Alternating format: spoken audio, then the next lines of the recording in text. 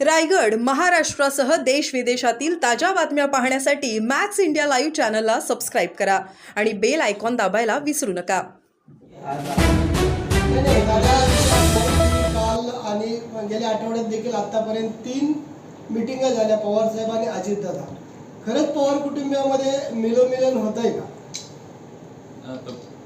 नेहमी आम्ही तुम्हाला सांगत आलोय की राजकारण नेहमी वेगळं आम्ही ठेवलंय आणि आमचे जे कौटुंबिक संबंध आहेत ते नेहमी वेगळे राहिले. काल किंवा परवा दादांनी पण बहुतेक पुण्यात साहेबांची आणि दादांची मीटिंग झाल्यानंतर त्यांनी एक प्रेस घेतलेली. तिथं पण त्यांनी त्यांची भूमिका किंवा आमच्या कुटुंबाची भूमिका स्पष्ट केली.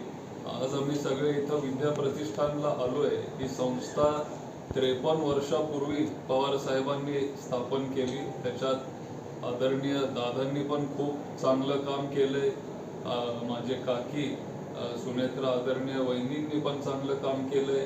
मी इथं काम करत आलोय आणि संस्था ही चालली पाहिजे, पुढे गेली पाहिजे. सगळ्यांचं त्याच्यामध्ये योगदान असतं आणि त्याच्यामुळे इथं भेटल्यावर आम्ही राजकारणावर चर्चा करत नाही, पण ही संस्था आपल्याला पुढे कशी नेता येईल त्याच्यावरच आमचं सगळं डिस्कशन असतं आणि आज पण तेच झालंय.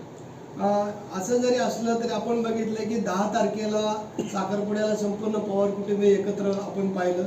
आज आपला वाढदिवस, आमच्या सर्वांच्या वतीने आपल्याला वाढदिवसाच्या शुभेच्छा. आणि आज मीटिंगला आल्यानंतर आपण काकींचा पाया पडून आशीर्वाद देखील घेतलेला आहे. काकींनी बघा काय, मी लहान बाळ असल्यापासून ते माझे काकी आहे आणि 30-32 वर्ष आम्ही सगळे एकत्र होतो.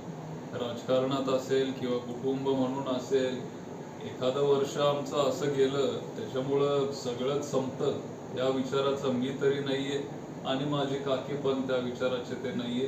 आणि त्याच्यामुळं काही तिथं झालं असेल काय म्हणतो पॉलिटिकल फील्डवर, तरी त्यांच्याबद्दल प्रेम आदर हे माझ्या मनात तरी कमी झालेलं नाही. आणि काकी असतील किंवा काका असतील, आजही ते माझे काकाच आहेत आणि त्यांचा पण मी आदर करतो आणि इथून पुढेही मी करत राहणार आहे, एक कुटुंब म्हणून. काल सुप्रियाताई म्हणाल्या की राजकारण एका बाजूला आणि पवार कुटुंब एका बाजूला. जर दादांनी आणि साहेबांनी जर काही निर्णय घेतला तर माझी त्याला काय हरकत नाही, असं देखील ताई म्हणतात. तसं म्हणताय तर मग मी तर खूपच ज्युनियर आहे ना. ते जे काय ठरवतील आम्ही तिथं त्यांच्या निर्णयाशी आम्ही सहमत असू. बाबांशी आणि आईंशी या संदर्भात आपली काही चर्चा झाली का की बाबा आता झालं गेलं इलेक्शन बाजूला राहिलं, परंतु आता इथनं पुढे तरी कार्यकर्त्यांनी एकोपा राहायला पाहिजे? माझी चर्चा झाली आहे, नेहमी होते की आपण सगळ्यांनी शेवटी काय म्हणतो इंग्लिशमध्ये म्हण आहे की there is strength in unity.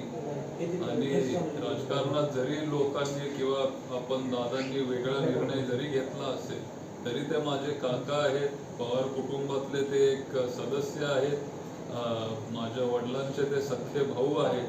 आज सकाळीच मी काटेवाडीला गेलो, सकाळी मी माझ्या आजींना भेटलो, त्यांचा मी आशीर्वाद घेतला. आता पवार साहेबांचा आशीर्वाद घेतला, काकींचा आशीर्वाद घेतला. दुपारी तुम्ही सगळे आहात तिथं मी प्रतिभा आजींना पण मी भेटणार आहे. शेवटी वाढदिवस आहे आणि मला वाटतंय की राजकारण सगळ्याच गोष्टींमध्ये आणलं नाही पाहिजे. कुठंतरी आपण फॅमिली म्हणून वेगळं राहिलं पाहिजे आणि फक्त हे आमचं कुटुंब नाहीये, पण कुठलंही राजकीय कुटुंब जर तुम्ही बघाल, जेव्हा त्यांच्या घरात कुठला तरी कार्यक्रम असतो, मग ठाकरे असतील किंवा मुंडे कुटुंब असेल, जे कोण राजकारणात आहेत असे कुटुंब, जर एखाद्याचा साखरपुडा असेल किंवा लग्न असेल किंवा काहीतरी एका घरात कार्यक्रम असेल तर सगळे तिथे एकत्र येत आले. आणि ही महाराष्ट्राची परंपरा आहे आणि तीच परंपरा आम्ही पण पुढं नेतोय. जरा तुम्ही ठाकरे कुटुंबाचा उल्लेख केला. ठाकरे कुटुंब एकत्र येणार अशी चर्चा आहे. उद्धव ठाकरे आणि राज ठाकरे एकत्र येत आहेत. काय तुम्हाला वाटते, पवार कुटुंब देखील एकत्र यावं तसेच? नाही, आता आमचं कुटुंब म्हणून आम्ही एकत्रच आहोत. असं मला वाटत नाही की कुटुंब आमचं वेगळं झालंय किंवा असं काय झालंय. ठीक आहे, राजकारणात कधीतरी आपले विचार बदलू शकतात, काही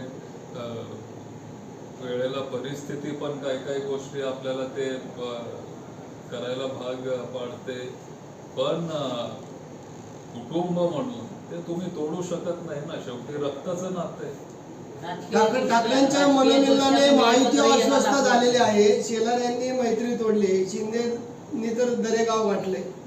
म्हणजे महायुतीमध्ये आधी काय म्हणाला तुम्ही? ठाकरेंच्या मनोमिलनाने महायुतीमध्ये अस्वस्थता निर्माण झालेली आहे. शेलार यांनी मैत्री तोडली, तर उपमुख्यमंत्री एकनाथ शिंदेनी दरेगाव गाठले. तो त्यांचा महायुतीचा प्रश्न असेल, पण अजून ते एकत्र आले पण नाही, फक्त चर्चा आहे. एकत्र आल्यावर किंवा जर एकत्र आले तेव्हा काय होईल ते बघायला आवडेल मला पण. मुंबई जिंकण्यासाठी हा ठाकरे कुटुंबाचा खटाटोप म्हणावा असू शकतो. आता मी कसं सांगणार, शेवटी ते दोन मोठे नेते आहेत, ते त्यांच्या कुटुंबाचा प्रश्न आहे, त्यांच्या पक्षाचा प्रश्न आहे, असं असू शकतं.